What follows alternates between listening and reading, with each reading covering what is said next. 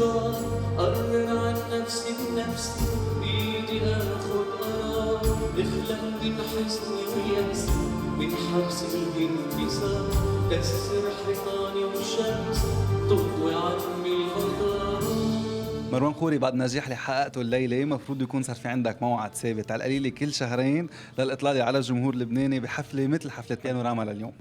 بتمنى دايما اكون مع هالجمهور الحلو. بتمنى هذا جمهور بلدي، هودي ناسي واصحابي واحبابي وكل شيء.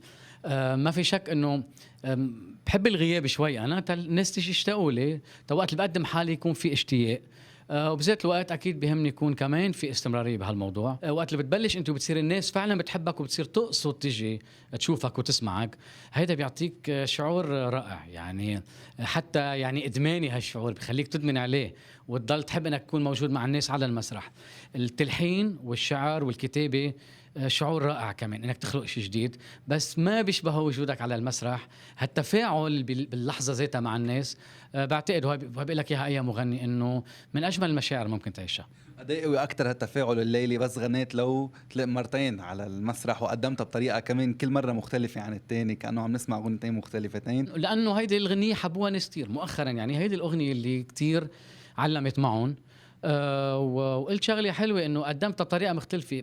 اذا بغني الغنيه كل مرة حتكون مختلفة، وهيدي بتأكد لك ليش المسرح حلو، لأنه هو ابن اللحظة، وبكل لحظة أنت مع ذاتك بتتغير، الموسيقيين اللي معك بيتغيروا، والجمهور بيتفاعل معك. ومشيني تذكر عدو كل ما رجعنا الغرب ليش بعد قلبي في الدنيا انساني أحلى يا ليل بعد نظرنا عم فارق بالغياب.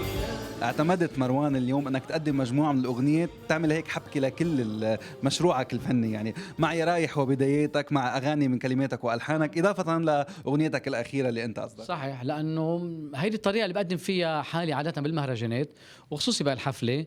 ايه مثل ما قلت تقريبا من اول البوم لحد اخر البوم، مع الهيتات اللي مقدمون كمان لغيري. ايه وهيدي من هون جاي بيانو راما اللي هي بانوراما اذا بدك. اول شيء انا متواجد كعازف، كمان عم بستذكر حالي كعازف على المسرح، وانا الملحن والشاعر اللي عمل كل هالاغاني، وانا المغني كمان. علما انه الالبوم الجديد عم بحقق نجاح كتير حلو، ولكن كان اليوم مظلوم شوي على المسرح، كان المفروض نسمع اكثر من الالبوم الجديد، لكن في تقصير بحقه، ما غنيت اغاني اكثر، علما انك عم بتصور كمان حفله كان ممكن تستفيد منه ككليبات. معك حق، في غنية مش عم بتروحي من بالي كانت من ضمن البروجرام. غيرنا نزلنا اشياء، لا اشياء لوجستيه اذا بدك لها علاقه بالصوت. مروان، حبيت انك تطلع على المسرح بطريقه كتير بسيطه، يعني ما شفنا معك ابدا مثلا راقصين، ما شفنا انتاج ضخم للحفل، شفنا هيك شغله سمبل مهضومه، مروان وموسيقته على المسرح بس. صحيح، لانه اهم شيء عندي عبر عن موسيقتي. اكيد كان في حالي للمسرح هيك مختلفه، بس ايه فكره الاستعراض هول يمكن يكونوا بيوم من الايام موجودين، بس مش من اول خطوه هون. واهم شيء كان بهالمرحله اني انا اقدم حالي موسيقيا واقدم اغاني. هذا رجعني للوقت لانه شوي نفسي مكان ونفس خلقني. معقول اذا مش الشهر الجاي او اللي بعده سنه الجاي نكون عم نحضر النقيب مروان خوري على المسرح كنز لبنان بحفل خاص او كيف؟ خليها لوقتها. الحقيقه هي صارت بطلب من الزملاء الموسيقيين، لانه انا كمان انا موسيقي وما بغيب كتير عن الموسيقى، وان شاء الله اذا بده يصير هالشيء انه يكون لمصلحه الموسيقى بلبنان ولمصلحه البلد، وانا انه اقدر اقدم شيء.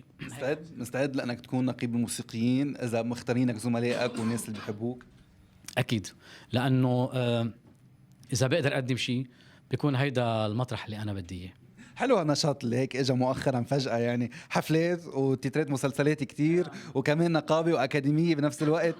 شو اللي تغير؟ عم باخذ فيتامينات انه ثقبت هيك. نرجع نسمع نجوم روتانا عم بيغنوا لمروان خوري ان شاء الله. اكيد انا بيهمني يكون على تواصل مع الكل. يعني عرفنا انه تم هذا الصلح، ولكن ما عرفنا تفاصيله. صار في صلح 100% مع روتانا، رجعت المياه الى مجاريها، رح نرجع نسمع فنانين روتانا عم بيغنوا لك، رح نرجع نسمع اليسا عم بتغني لمروان خوري. صار في تواصل انت واليسا؟ ابعد زلمه عن المشاكل، يعني ولا مره بنبش عن المشكل، بس بتصير اشياء هي منا مشكل، بيكون في طلبات معينه، شروط معينه، بتاخد وقت، بس اكيد ما في شيء مستحيل انك تقعد انت وشخص وتتفق، وان شاء الله واتفقنا وان شاء الله كل الامور بتكون منيحه. بس انت عبالك انك ترجع تسمعها عم تعمل لك؟ ان شاء الله ان شاء الله ما في اي مشكل ان شاء الله. عم تحضر لها شيء؟ ولا شيء هلا لا، بس انه عم بقول لك انا من النوع الفنان اللي بحب علاقتي تكون طيبه مع الكل، واخره النهار الناس تربح اغنيه، هذا الاهم شيء.